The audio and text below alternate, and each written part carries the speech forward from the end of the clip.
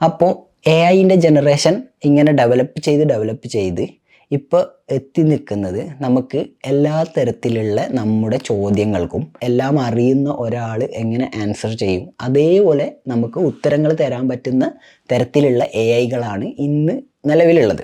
ChatGPT ആയാലും Gemini ആയാലും മെറ്റയുടെ A I ആയാലും എന്തായാലും ഒരാളോട് നമ്മൾ സംസാരിക്കുന്ന പോലെ സംസാരിച്ചുകൊണ്ട് ആൻസേഴ്സ് ജനറേറ്റ് ചെയ്യാനും ഇമേജസ് ജനറേറ്റ് ചെയ്യാനും വീഡിയോ ജനറേറ്റ് ചെയ്യാനും ഓഡിയോകൾ ജനറേറ്റ് ചെയ്യാനുമുള്ള ക്യാപ്പബിൾ ആയിട്ടുള്ള എ ഐകൾ ഇന്ന് നിലവിലുണ്ട്.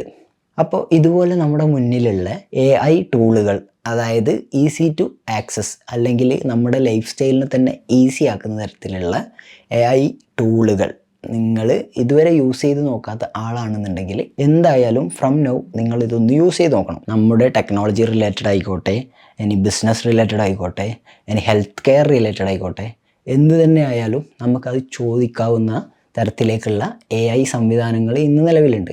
അപ്പോൾ ഇത് നമ്മൾ ഉപയോഗിക്കാതിരിക്കുക എന്ന് പറയുന്നത് നമ്മൾ ഈ ടെക്നോളജി ബേസ്ഡ് ആയിട്ടുള്ള ഒരു ജനറേഷനിൽ നിന്ന് നമ്മൾ ബാക്കോട്ടേക്ക് പോകാൻ കാരണമാകും.